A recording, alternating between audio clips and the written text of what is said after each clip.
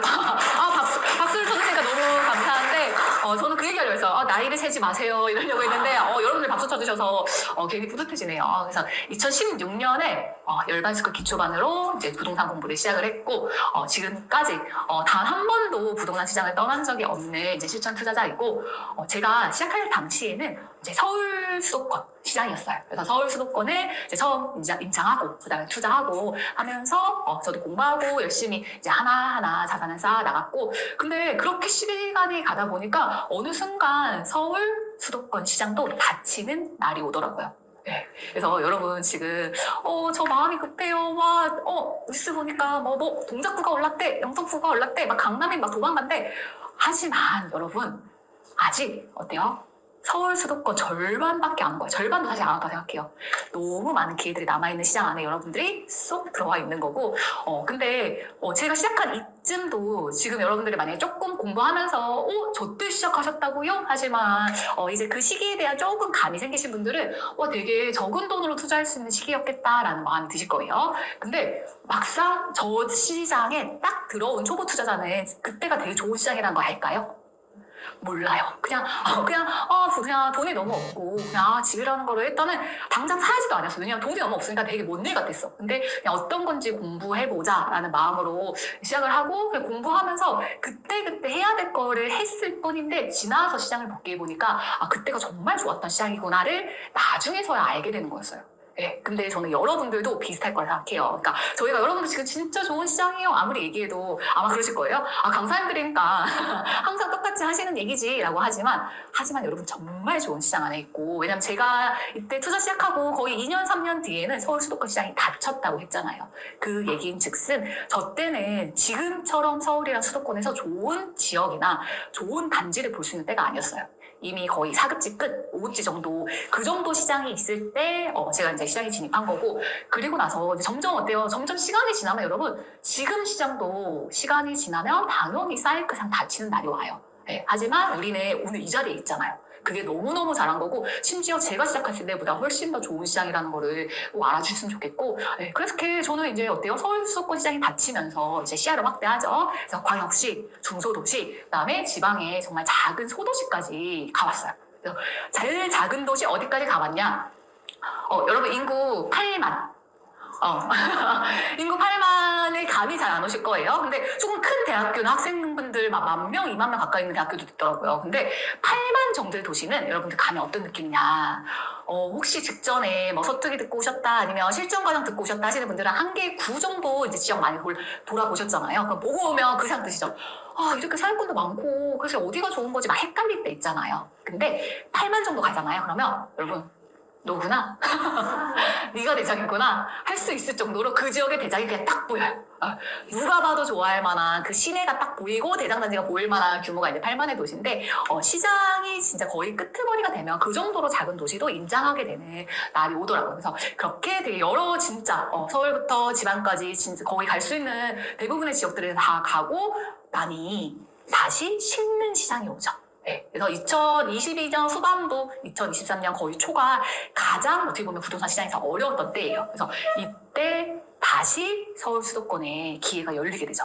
근데 아마 이때쯤 투자 공부를 시작하시는 분들은 지방 보다가 갑자기 왜 서울? 왜 수도권? 이러실 수 있어요. 근데 서울 수도권이 원래도 좋은데 그동안 요 시기에 못 봤던 이유는 가격이 비싸니까 못 봤던 거죠. 네, 근데 가격이 싸지면서 우리한테 기회를 되게 넓혀준 거예요. 그래서 현재 우리가 있는 이 부동산 시장은 서울, 수도권, 지방까지 모든 시장의 기회가 다 열려있는 시장에 우리가 있다고 생각을 해주시면 돼요. 그래서 그 시장을 겪은 저도 여러분들께 제가 그동안 했던 거래 경험들 바탕으로 여러분들께 좀 시행착오 안 겪어드리게 사실 도와드리고 싶은 마음이 가장 커요. 네, 그래서 제가 세다가 사실 안 셌어. 70배가 넘었고, 매수만 70번이냐? 그것까지는 아니에요, 여러분. 집 사고, 그 다음에 전세 계약하고, 그 다음에 이제 매도 집 파는 것까지 합쳐서 이제 70회가 넘는 거래 경험을 했고, 이제 그 많은 사실 거래 경험을 하면서 진짜 여러 일이 생겼던 것 같아요. 근데 저도 여러분들 똑같아. 아무것도 모르는 진짜 부동산 완전 초초보. 그래서 첫 계약하는데, 첫 이제 매수 계약하는데, 저는 1일 2차 한도가 있는 것조차를 몰랐어요, 사실. 그래서 큰 돈을 써본 적이 없잖아요. 집을 사본 적이 없으니까. 그래서 매도자가 앞에 앉아있는데 돈을 보내는데 2차 한도가 걸리는 거예요. 네. 그래서 매도자가 앞에 앉아있는데 뛰어가가지고 은행 가서 그때 당시에 이렇게 카드형 OPT를 만들어야지 2차 한도가 커지더라고요. 이거를 급히 만들어서 이체를 해주는 그런 진짜 정말 아무것도 모르는 경험을 하기도 하고, 그리고 어때요? 이렇게 아무것도 모르는 상태로 이제 매수했는데 전세를 놓는데 또 첫 전세 놓는 거잖아요. 근데 임차인이 전세금을 수표로 가져왔어. 네, 근데 이때가 처음이자 마지막이에요, 심지어. 그러니까 그럴 일이 진짜 없는데 이렇게 수표로 전세금을 들고 와서 근데 이게 그날 제가 다른 데 돈을 보냈어야 되는 상황이었어요. 네, 근데 타임 수표는 당시에 또 당일날 이체가 안 되는 거예요. 그래서 되게 진짜 식은땀 흘리던 그런 경험을 하기도 하고, 네, 그리고 여러분 진짜 별별 경험이 다 있어요. 그리고 한 번은 제가 이제 집을 이제 매수하려고 마음 먹고, 이때는 이제 현장에 있었어요. 그래서 가계약금을 아예 넣는 게 아니라 그냥 임차인분이랑 만나서 바로 이제 계약서를 쓰는 그런 형태로 진행하려고 했는데, 이제 매수하기로 결정을 하고, 그 다음에 임차인분이, 그러니까 매도자분이 나오기로 하고, 시간 약속을 한 사이에 어때요? 저희 마지막은 항상 정말 내 작은 계획이 맞나 아닌가 꼭 정리를 해봐야 돼요. 네. 왜냐면 내 머리로는 맞다고 생각했지만 막상 진짜 날짜에 맞춰서 돈을 계산해 보면 안 맞는 경우도 있거든요. 그래서 아직도 기억나. 매도자분 오는 동안에 제가 부동산 옆에 파리바게트에 가서 이렇게 작은 계획을 다시 한번 점검하고 있었어요. 근데 아무리 생각해도 잔금날 2천만 원이 안 맞는 거예요. 네. 잔금 이제 잔금 해달라고 한 날이 있으면 그날보다 조금 한 1주일, 2주일 뒤에 돼야지 그 2천만 원이 돌아오는 거예요. 그래서 근데 그럴 때 어떡해요? 나 깎아줬으니까, 아니면 매도자가 나오고 있으니까 그냥 계약하고 2천만 원 어떻게든 되겠지? 절대 안 돼요, 여러분. 네, 이 계약에 대한 책임 우리가 져야 되잖아요. 그래서 부동산에 다시 가서 사장님한테 얘기를 했어요. 그러니까 매도자분 나오셨고 사장님한테 사장님 제가 2천만 원이 안 맞는다. 제가 죄송한데 이 계약 못 하겠어요. 하고서 이제 말씀을 드리니까 매도자분이 2천만 원 빌려주셨어요. 차용증을 쓰고 매도자분이 그럼 2천만 원을 내가 차용증 쓰고 제가 돈 들어오는 그날에 받겠다. 네, 되게 신기하죠. 그러니까 저는 이때 되게 느꼈던 게 그냥 어떤 시장이든 이거를 팔고자 하는 사람이 있고 사고자 하는 사람이 있으면 이게 만났을 때 방법을 찾게 되더라라는 걸 느꼈던 것 같아요. 그래서 그런 매도자가 돈을 빌려주는 그런 경험을 하기도 하고, 근데 되게 좋은 일만 있냐? 사실 그건 아니죠. 그래서 제가 이거는 이제 2020년 봄에 부산 투자했을 때였어요. 부산 투자할 때 이제 매수하고 그 다음에 전세도 되게 바로 맞췄어요. 그래서 와 이제 빠르게 마무리했다라고 생각했는데 갑자기 전세 계약서 쓰기 직전에 이제 전세 계약이 파기가 되는 거예요. 그래서 이게 뭐지 싶었는데 또 맞추면 되지 날짜 있으니까 하고 또 맞췄어요. 근데 또 계약 직전에 또 파기가 됐어요. 그러니까 한 집에서 전세 계약이 2번이 파기가 된 거예요. 그래서 이게 뭔 일이야? 이거 어떡하지?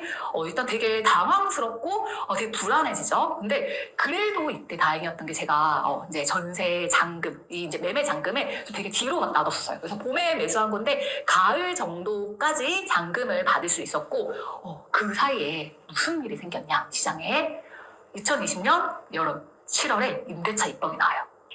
그러면서 어때요? 제 투자가 전세금이 갑자기 급등을 하면서 원래 매수했던 가격보다 전세금이 더 올라가는 플러스 B 투자로 끝나게 되는 그런 경험이 생기기도 해요. 되게 여러 경험들이 많이 생기죠. 근데 이게 저 이 정도 많이 경험했어요 이 얘기를 드리고 싶어서 말씀드린 게 아니라 사실 지금이야 이거 지났으니까 제가 웃으면서 이야기 드리지만 생각을 해보세요. 전세가 계약했는데 깨져. 또 계약했는데 또 깨져. 되게 당황스럽잖아요. 근데 저한테는 되게 예상하지 못해서 놀랍고 되게 당황스러웠던 일들이 되게 많아요. 그리고 여러분 너무 그냥 무거운 일들이 생기잖아요. 그러면 어떻게 하고 싶냐? 약간 회피하고 싶어져요. 네, 그 다음에 뭐가 있을지 모르니까. 근데 저는 그냥 오늘 제 수업을 듣는 분들은 나 그거 처음 들어본 거 아니야. 나 그거 들어봤어. 그거 뭔지 알아. 라고 생각해서 여러분들만큼은 알고 대응할 수 있는 일들로 만들어 드리고 싶어서 그래서 열반스쿨 중국반 2강이 만들어졌다고 생각해 주시면 될 것 같아요. 네, 그래서 이렇게 좀 소개를 드렸고, 그러면 저희는 그래서 이번 열반스쿨 중국반 4주를 통해서 뭘 배워 나가시냐?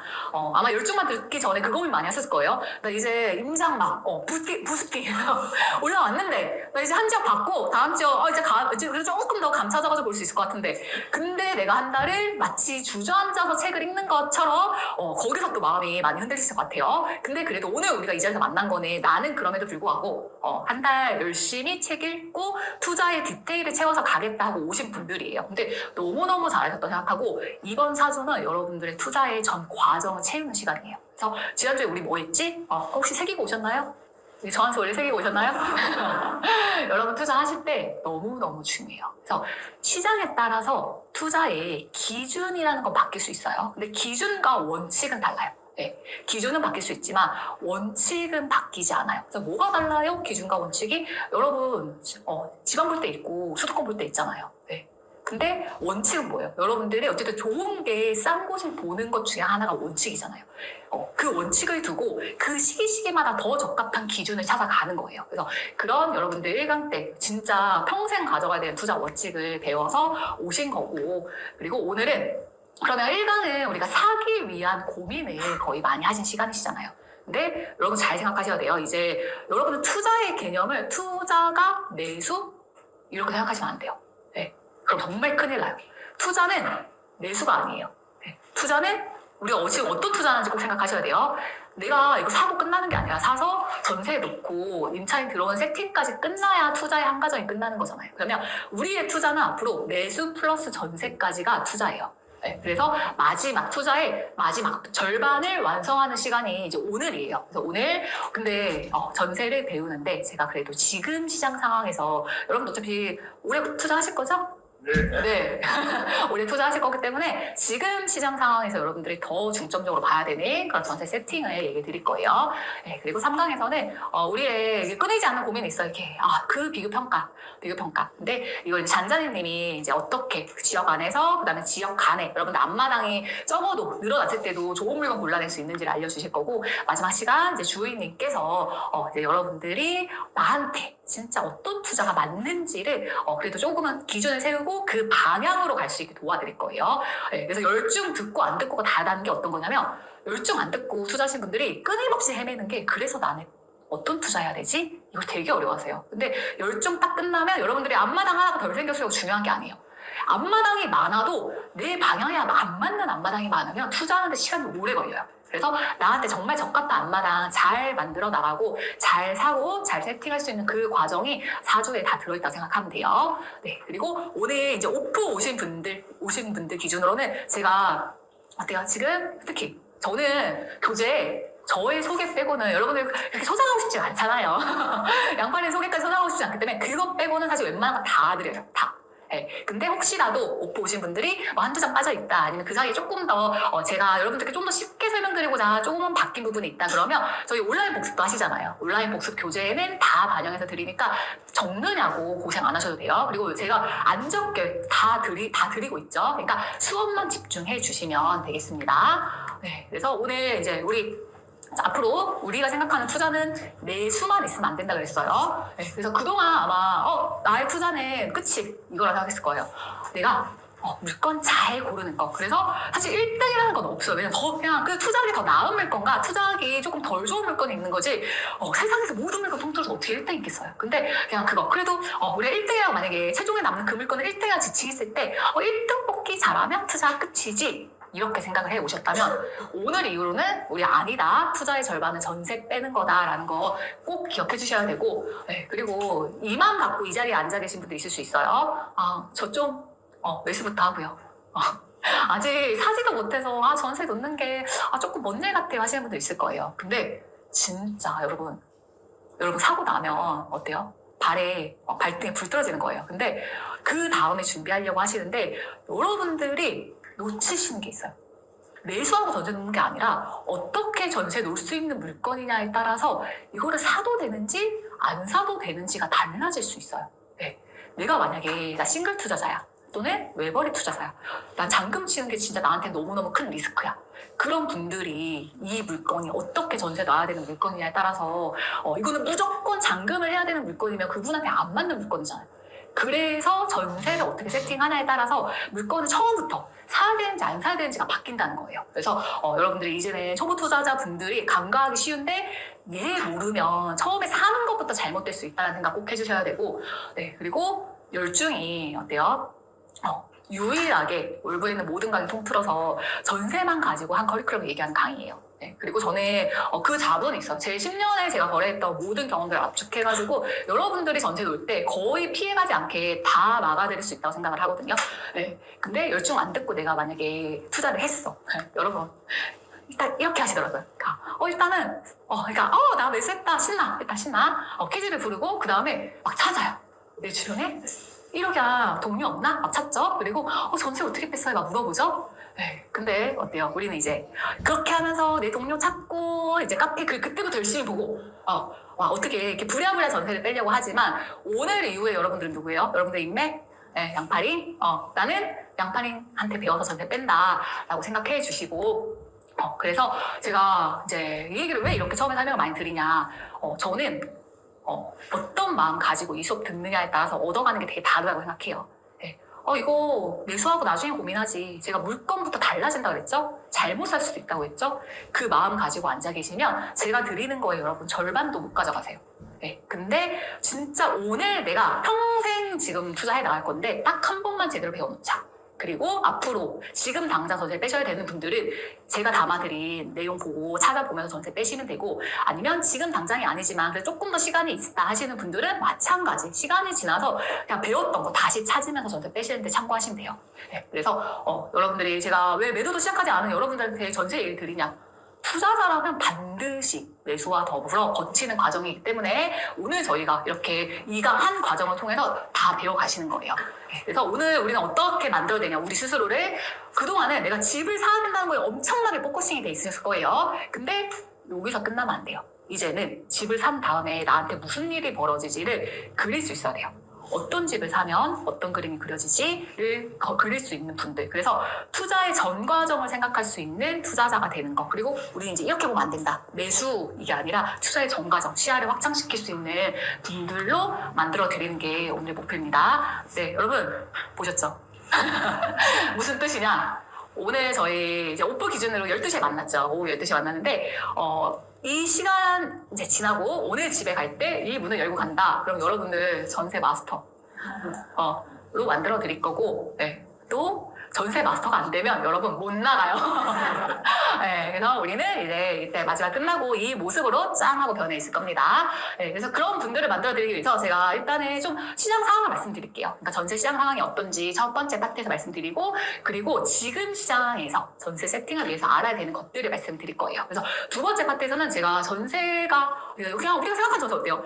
매수하고 임차인 구한다. 이게 전세 세팅처럼 느껴지는데 그것만 있는 거 아니에요. 전세 세팅에도 유형이 있어요. 그런 유형, 그다음에 지금 시장에서 더 특히 잘 알아야 되는 유형을 얘기를 드릴 거고 세 번째 파트는 그래서 제가 매수하고 전세를 놓는다면 제 물건이 어떻게 경쟁력이 높아지고 전세를 빨리 뺄 수 있는지 전세가 정하고 임대기간 정하는 거를 가르쳐 드릴 거예요. 네, 그리고 네 번째 파트는 아무리 앞에서 우리가 잘해도 계약 때 마지막 법률적인 부분에서 제대로 못하면 다 물거품이에요. 그래서 이거 계약 단계부터 챙겨야 되는 전세 세팅 얘기 드리면서 이거는 이제 매수할 때 필요한 부분도 같이 좀 말씀을 드릴게요. 그리고 마지막은 제가 이제 임대였던 사례 바탕으로 여러분들은 어떻게 저 임대 리스크를 줄여 나갈 수 있을지도 같이 얘기를 드리도록 하겠습니다.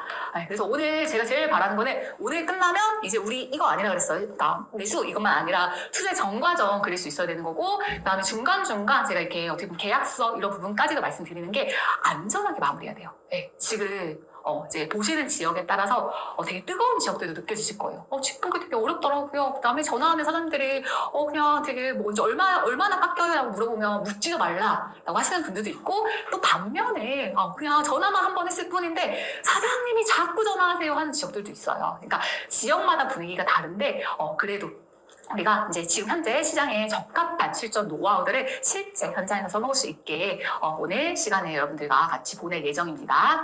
네, 근데 오늘 어때요? 양파랜드 자꾸 뭔가 많이 가르쳐 주신다고 하는 게 뭐가 많을 것 같아요. 그 다음에 오늘 교재 두께가 또 만만치 않아요 하실 수 있는데 오늘 만약 첫 수업이시다 하시는 분들은 내가 다 기억 못해도 괜찮아요. 네, 제가 그랬잖아요. 이거 전세 뺄 때 다시 찾아서 볼 수 있다고. 근데 두 가지는 오늘 첫 열중 들으신 분들은 기억하셔야 돼요.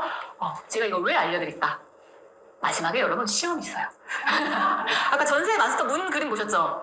시험을 통과하지 못하면 여러분들은 저 문을 나갈 수가 없어요. 네, 그래서 하지만 저는 친절하기 때문에 여러분 오픈북이에요. 일단 오늘 여러분 오늘 수업 중에서 적정 전세가를 설정하는 3단계를 알려드릴 거예요. 그러니까 첫 수업 들으시는 분들도 이거는 꼭 기억하고 가셔야 돼요. 전세가 어떻게 정하는지 3단계. 그 다음에 두 번째는 임대기간 정할 때 고려해야 될 3가지가 있어요. 요것도 오늘 끝나고 다시 여쭤볼 거예요. 그래서 내가 만약에 열중이 처음이야, 오늘 너무 많은 내용들이 있을 것 같아요. 그러면 일단 우리가 잘 듣고 이거는 이제 교재 다시 보면서 복습하되 요 2가지만큼은 꼭 남기자라고 생각해 주시면 되고, 열중이 재수가 되신 분들은 제가 시장 상황에 맞춘 얘기들도 드리고, 또 어떤 얘기? 그동안 내가 과연 배운 대로 하고 있었나 좀 생각해 보세요.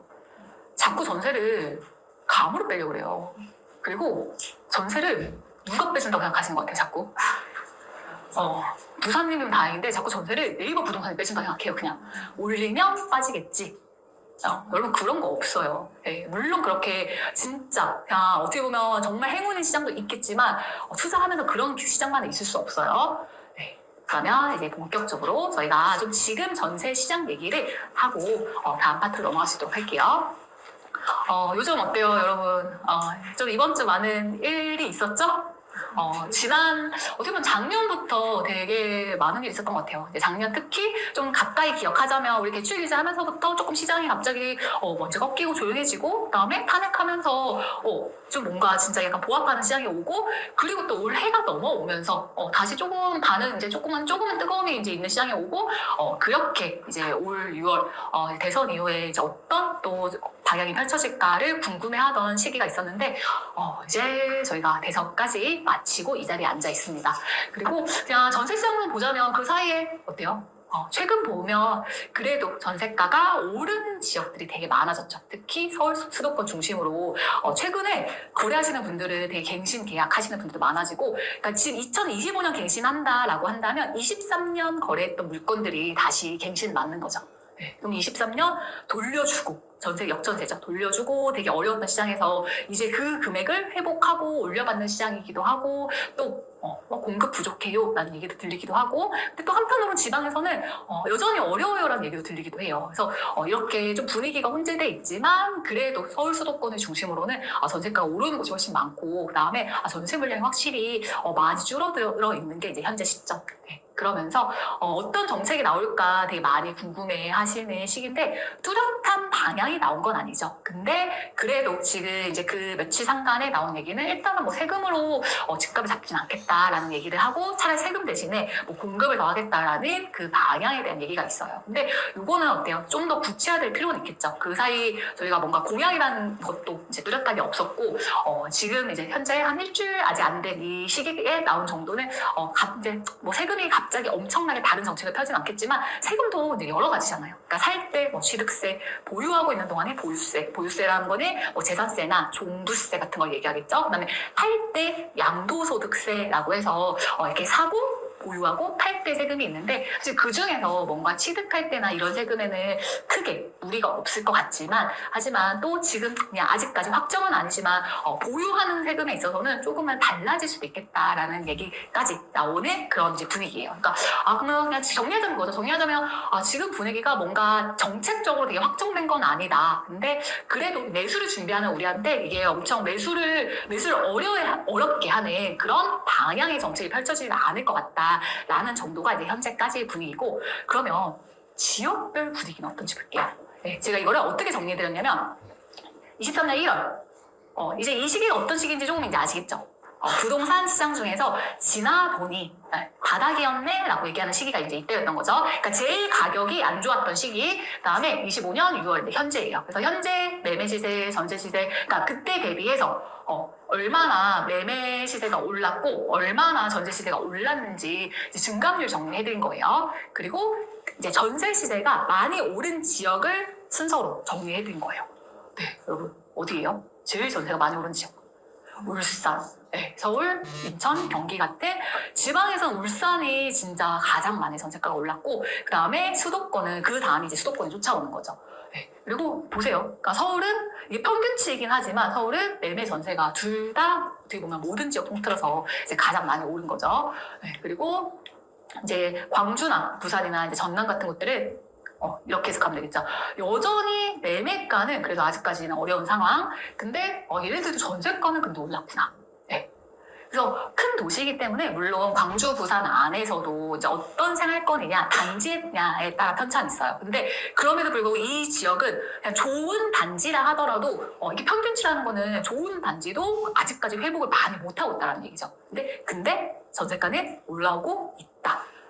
그리고 이제 매매 전세 다 어려운 지역들은 이제 대구, 경북 같은 지역들. 근데 대구가 그래도 이전보다는 이게 많이 이제 마이너스긴 하더라도 많이 회복해서 올라온 거예요, 매가가. 네. 그리고 대구는 어때요? 한동안 진짜 어려운 시장을 겪다가 조금은 또 좋은 단지 중심으로 이렇게 올라오다가 최근에 또 입주가 있으면서 또 다시 잠잠해지는 시기.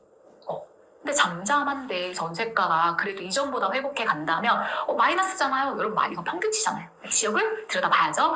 그러니까 그래서 잠잠해지는데 전세가가 조금씩 그래도 회복되어서 오는 곳들은 또다시 대구를 지켜볼 수 있는 기회가 있다는 얘기죠. 네, 그리고 경북은 여러분들이 이제 알고 있는 포항이 있는 그런 지역들이 경북이고 이제 여전히 여기도 전세가에서 어려움이 있고 이제 얘네들은 그러면 제가 일부러 여러분 다음 페이지에 텍스트를 좀 정리를 많이 해드렸죠.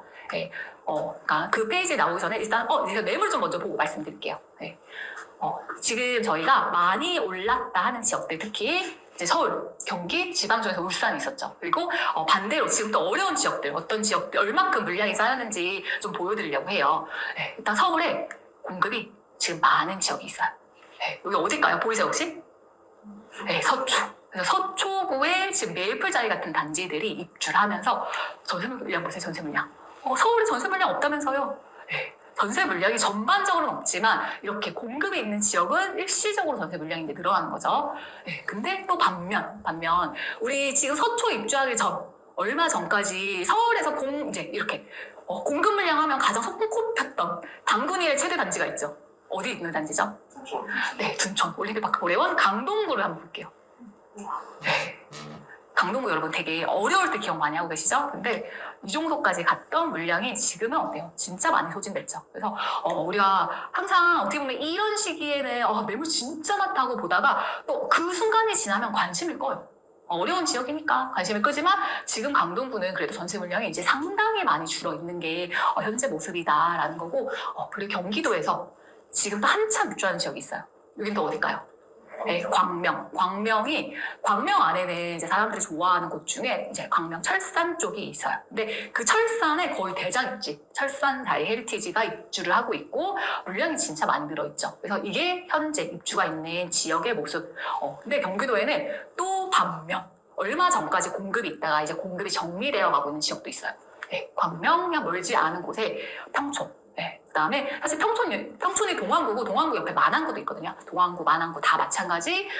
이렇게 물량이 많았었는데 얘도 이제 정리가 되어가고 있고, 근데 지금 정리되다가 조금 삐쭉 올라왔어요. 삐쭉. 네. 이거는 제가 뒤에서 말씀을 드릴 거지만 삐쭉 올라온 게 동안구 옆에 붙어있는 의왕시라는 곳에 입주가 시작됐어요. 그러면서 제가 사실 이것 때문에 막 동안구 전세가 엄청 안 빠지고 이러진 않지만 그래도 거기에 조금 인접한 단지들은 영향을 받을 수밖에 없겠죠. 네, 그래서 이게 현재 엄청 입주가 되게 장기간 많았던 곳이거든요. 대단지가 2,000세대, 3,000세대가 막 2년 거의 2년 정도 막 들어왔던 게 그 평촌인데 이 정도로 지금 전세 물량이 감소해 있다라는 거고 지방. 저희가 아까 표에서는 하단에 있던 전세가 많이 떨어져 있는 지역 중에 하나인데 경북의 뭐 포항 같은 지역들이 있다 그랬죠. 네, 여전히 포항 안에 그래도 입주가 있고 물량이 계속 어때요? 여기는 다른 데는 그래도 좀 줄었다가 늘고도 있는데 여기 물량이 이제 24년이 가장 피크인 입주였거든요. 포항 같은 경우는 그러면 그때부터 줄긴 주는데 엄청 큰 폭으로 줄지 못하고 있는 거죠. 계속 입주가 있다 보니까.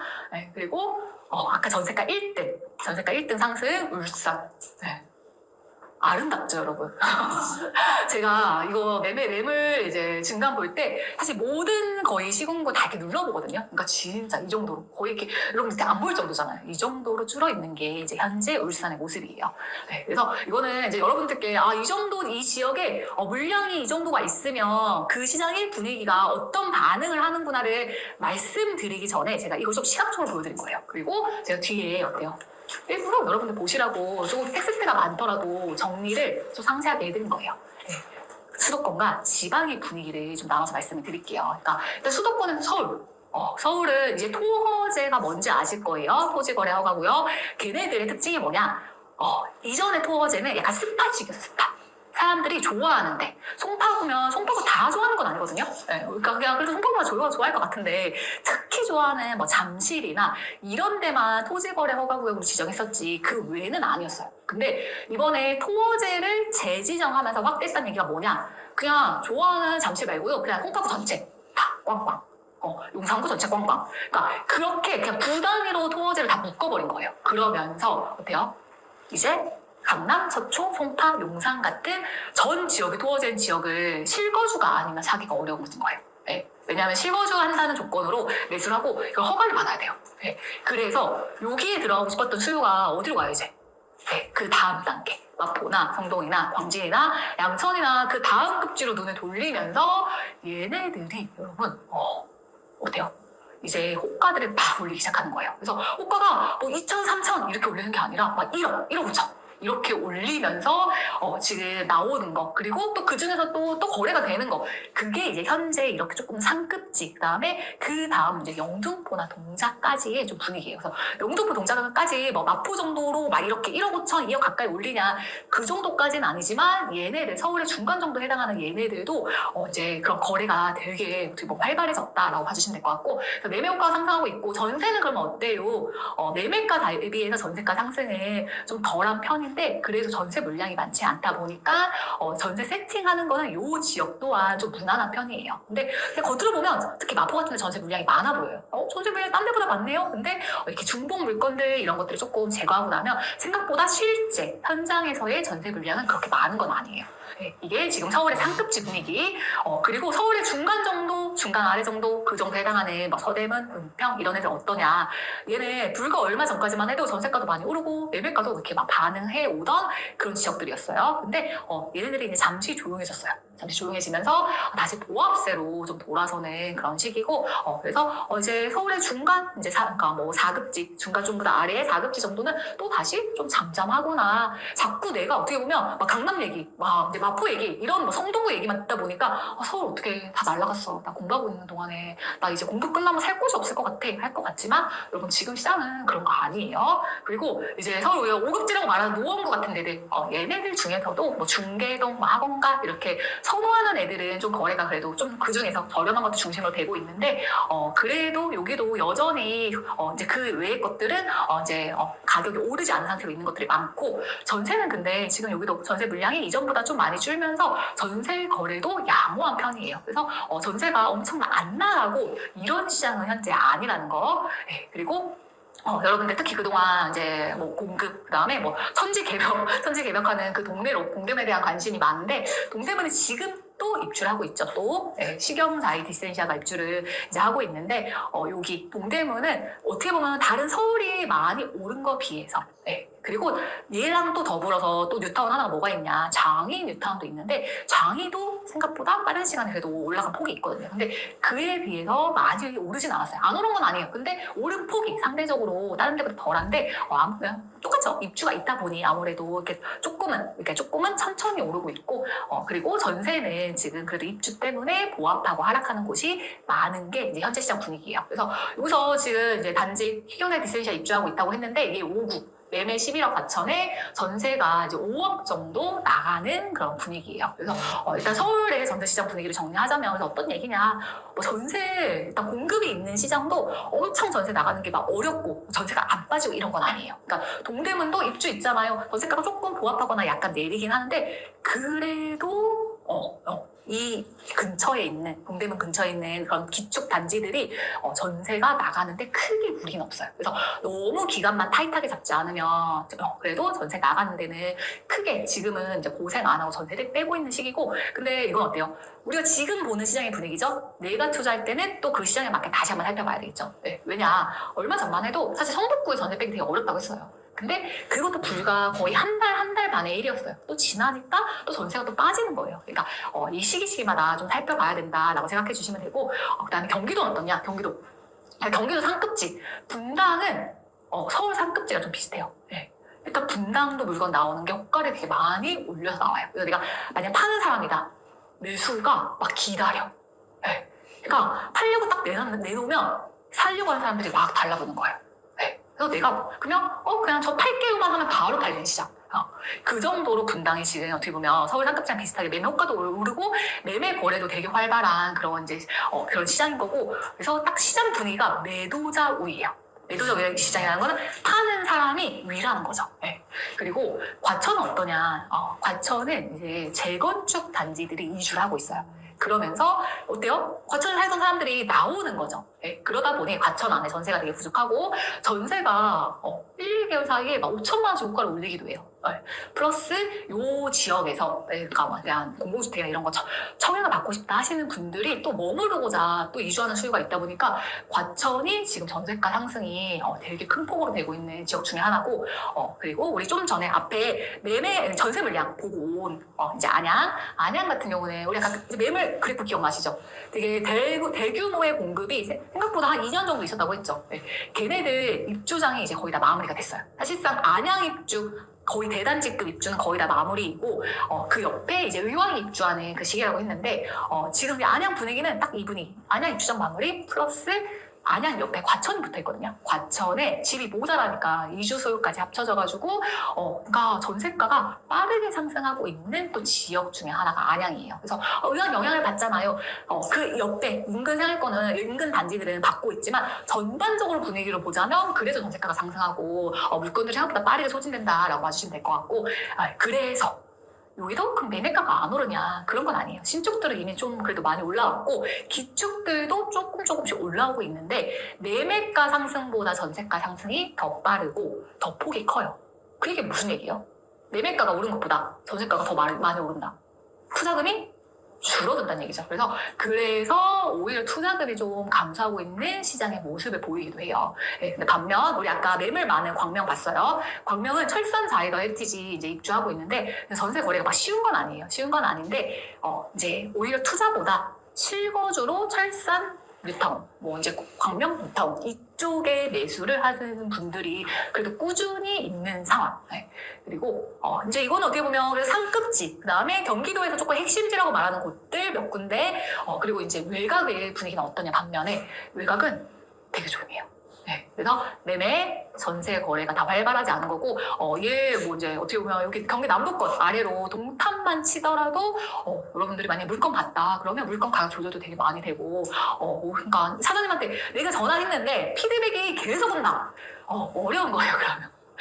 그런 시장이다라는 거. 그래서 경기도 안에도 어때요? 서울도 서울의 상급지, 그다음 중간급지, 그다음 그 아래급지 분위기가 섞여 있는 것처럼 경기도도 마찬가지 그런 분위기들이 섞여 있고, 입주가 있는 시장과 입주가 없는 시장의 분위기가 좀 다른 거는 사실 이거는 전세 세팅할 때 거의 약간 공통적이긴 해요. 네, 그리고 인천 어떠냐? 사실 우리가 인천까지 관심을 크게 많이 안 갖고 있어요, 여러분.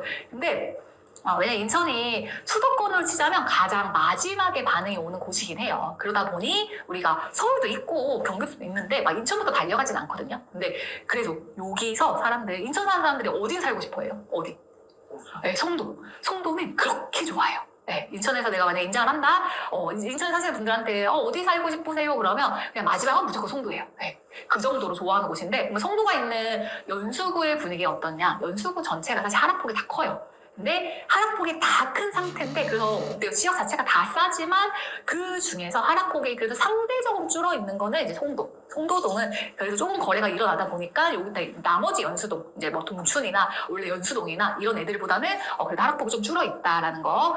그런데 여기 이제 입주가 여전히 또 있다 보니까, 그 다음에 신축들이 많은 동네죠. 네, 그래서 여기 신축 밀집 지역들 막 609, 809 이런 애들 중심으로는 이제 좀 전세 물량들이 많은 편이에요. 네, 그리고 인천에 이제 부평이 어디 있어요? 부천 옆이 부평이에요. 네, 그래서 부평이 매매가가 좀 눌려있는 시기인데 매매가 눌림 대비해서 전세가 그래서 좀 올라오면서 그 얘기는 아까 우리가 매매가 대비 전세가가 올라오면 투자금이 준다 그랬죠. 그래서 투자금이 줄고 있지만 근데 여기서도 사람들이 좋아하는 만약에 신축이다, 준신축이다 그러면 아직까지는 투자금이 1억이 넘게 들어요. 네. 근데 내가 만약에 1억 넘는 투자금이 들어 그러면 부평을 먼저 가게 될까요?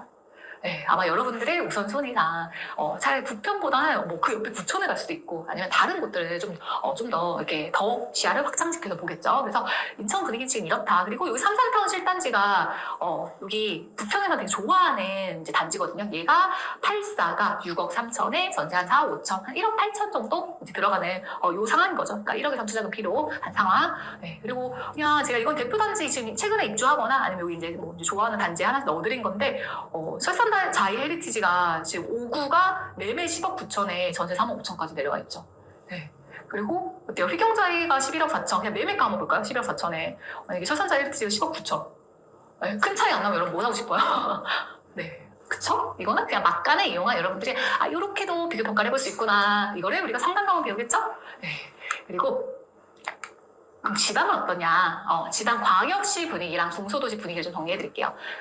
광역시는 여러분들이 관심 가지는 일단 대구는 23년이 거의 물량의 정점이었어요. 물량의 정점이었고 근데 그 23년의 전세가가 제일 어려웠냐? 그건 아니었어요. 네. 오히려 대구는 입주 물량이 너무 많은 걸 미리 알다 보니까 22년 이때부터 이미 사람들 공포. 네. 이미 그때 가격이 진짜 많이 빠지고 23년은 22년에 워낙 많이 빠져서 그때는 그래도 조금씩 그 22년보다 나을 때예요. 그러니까 근데 물량적으로 정점 찍고 정리를 하고 있는 중인데 지금 그래서 그때에 비하면 입주 물량이 완전 급감이에요 현재로.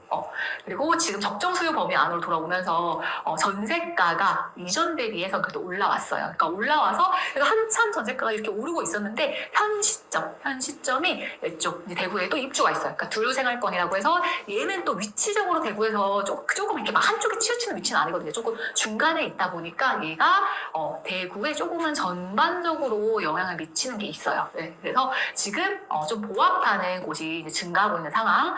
근데 모든 것 보합, 항상 단지는 다 모든 곳이 하는 건 없죠. 그래도 사람들이 좋아하는 핵심지 신축들은 이제 호가들이 상승하고 있다라는 걸 볼 수 있고, 그러면 부산은 어떠냐? 부산의 입주가 한 10년 가까이 있었어요. 10년 내내 새 아파트가 들어온다고 생각해보세요. 네. 근데 그 10년 내내 들어오던 신축 입주가 이제 마무리가 됐어요. 네. 그러면서 부산의 전세가도 빠르게 상승하고 회복을 해오고 있는 중. 네. 그러면 대구랑 비교하자면 이제 부산은 어떻게 보면 대구보다는 조금 더 안정적으로 전세가가 회복하고 있는 중이다라는 게 좀 두 지역의 차이점이고, 울산은 어떠냐? 울산. 아까 물량 보셨죠? 물량 받고 가장 많이 전세가가, 그러니까 20년 초 대비 오른 지역이 또 울산이기도 한데, 전세가 빠르게 상승하고 있어요. 그러니까 얘도 입주가 있었어요. 입주 플러스 하락장이 겹쳐지면서 되게 어려웠던 시장이 울산 시장이었는데 이제는 정리되고 전세가 진짜 빠르게 상승을 하고 있어요. 그래서 신축들이다 그러면 1년 사이에 전세가가 1억이 넘게 오를 정도로 전세가 빠르게 상승하고 있고 그다음에 지금 딱 어떤 분위기냐면 울산 안에서 좀 좋아하는 구, 남구나 이런데 그 사람들이 웬만치 선호하는 단지다 그러면 물량 내놓고 한 2, 3일 안에 전세가 빠지기도 해요. 네, 그리고 전세 대기자가 기다릴 때도 있어요. 그러니까 그 정도로 전세 물량이 되게 귀한 시기가 지금. 그리고 이런 시장만 있냐 울산 같은 시장 그건 아니에요. 그러니까 대전. 사실 울산과 대전의 규모는 비슷해요. 근데 대전은 4개 구에 다 입주가 있어요. 네. 대전에 서구 입주 있어요. 이 정도까지는 그래도 조금은 지방 먼저 공부하신 분들 아실 거예요. 근데 서구만 있냐? 아니에요. 서구 말고도 지금 중구, 그다음에 동구, 그다음에 대덕구까지 다 입주가 있으면서 매매 전세 다 어려운 시장이 지금 대전이고, 근데 물량이 27년까지도 지금 데이터상으로 잡힌 물량이 있고, 이렇게 데이터상 잡힌 물량이 아니어도 이제 여기까지 개발할 예정 지역들이 아직 남아 있어가지고 대전은 조금 전세 상황 안 좋은 전세 상황이 좀 지속될 수 있다. 라고 생각을 하고 보셔야 돼요. 그래서 좀 가격을 보면 어떠냐. 여기 이제 울산 GLCT자리의 동구대장이에요. 동구대장 단지 5구가 매매 4억 5천에 전세 3억 5천이에요. 네, 그래서 제가 어때요? 울산이 진짜 되게 빠른 시간 안에 전세가가 올라갔다고 했는데 이 입주 때 5구 전세가가 어디까지 갔냐? 1억 후반까지 갔어요. 네. 근데 지금 현재 3억 5천. 그리고 거의 이거는 이제 한 1년 만에 회복해서 올라온 금액이 이 정도였어요. 네. 그러니까 진짜 여러분들이 투자할 때 근데 23년 요 시기가 시장이 안 좋을 때 플러스 막 입주도 있을 때였잖아요. 그러면 이때 울산에 투자해서 이미 물건 가지고 계신 분들이 어떤 반응이었냐? 팔고 싶어요. 네, 가격이 내려가는 게 보이니까 팔고 싶어요. 근데 여러분들의 뭔가 사고 파는 의사결정이 그러니까 그렇게 중심이 없이 의사결정하면 안 돼요. 그래서 우리 왜 1강 때 투자 원칙 배우고 왔냐? 시장은 흔들릴 수 있잖아요. 내가 만약에 매수했을 때 그 당시 뭔가 진짜 예측하지 못한 우리가 하락장을 예측하고 투자하는 분들 없을 거잖아요. 또는 공급 물량도 마찬가지 내가 생각한 영향보다 뭐 클 수도 있잖아요. 근데 그럴 때 내가 산 물건에 대해서 확신을 가지고 지켜나가려면 투자 원칙이라는 거 진짜 잘 세우고 이제 물건을 지켜나가는 것까지 잘 해야 되는 거고 그래서 그때 만약에 팔았던 분들은 되게 엄청나게 사실 손실 보고 파셨을 거예요. 근데 그냥 그 시기 넘기고 지키신 분들은 거의 다 회복하거나 아니면 그 이상으로 전세가가 올라갔어요. 네. 그리고 여기 이제 대전, 분산자의 아이파크 여기 4개구 입주 다 있다고 했는데 이게 서구 입주 물량이에요. 대전의 서구 입주 물량이고 매매 7억 8천, 전세 지금 3억 정도 나가고 있어요. 네. 그리고 중소도시 분위기 어떠냐. 이제 중소도시에서 관심 많이 갖는 데가 이제 청주 이런 곳들이 있잖아요. 근데 청주가 지금은 전세 물량이 진짜 없어요. 네, 그래서 지금은 전세가 잘 빠지는 시장인데 얘가 이제 9월 곧 서구 입주가 시작될 예정이에요. 근데 지금 본격적으로 전세 물량이 나오지 않아서 가격을 좀 가늠하기가 이제 어렵긴 해요. 그러니까 물량이 막 많이 나와 있는 시기는 아니거든요. 근데 이제 이 입주장 앞두고 지금 분위기는 수개월째 계속 완전 전세 부족이 이어지고 있는 거예요. 네, 그러다 보니 전세 물량이 없어서 이제는 거래될 물건이 없다 보니까 얘가 얼마에 거래되는지 이제 그냥 가격 변동 자체 크지 않아 보이는 거? 이전 거래했던 가격 그냥 남아 있으니까 더 거래될 게 없어가지고 그렇게 느껴지는 상황이지만 9월에 여기 하나포레나 청주 매봉이 거의 2,000세대 가까운 단지예요. 얘가 입주를 하면 그때는 이제 서원구에 전세가에 좀 본격적으로 영향을 주기 시작할 거라 생각해요. 근데 아직까지는 어때요? 물량이 많이 나오지 않다 보니 여기 84가 전세 3억 4,500에 나와 있는 시기예요. 근데 요거는 이제 우리가 물량이 더 많이 나오면서 이제 가격을 지켜봐야 된다는 거고 그리고 반면 전주 얘는 이제 입주가 앞으로 시작될 지역 전주는 입주가 한동안 진짜 계속 없던 지역이에요. 이게 21년에 이 직전에는 입주가 있었고 21년부터 적정 수요로 돌아온 거예요. 그리고 나서부터 계속 공급 부족. 근데 23년부터는 완전 극심한 공급 부족. 그러면서 이제 어떤 분위기냐? 여러분 그 얘기 들어보셨죠? 저희가 그러니까 막 이렇게 웃으면서 얘기하는 얘기 중에 우리가 뭔가 집을 산다. 매수는 투자로 하잖아요. 그러니까 투자는 내가 집이 실제 사는 집, 그러니까 들어가서 사는 집 외에도 얘가 투자 가치가 있고 그러니까 갖고 싶은 집을 사 놓기도 하잖아요. 네, 그게 들어가서 사는 게 실수요. 그다음에 내가 실제 살진 않지만 투자로 사는 수요가 가수요잖아요. 근데 전세는 어때요? 전월세. 네, 전월세는 내가 이거 마음에 들어 라고 해서 하나 더 구해놓진 않죠. 그런 얘기 들어보셨나요 혹시?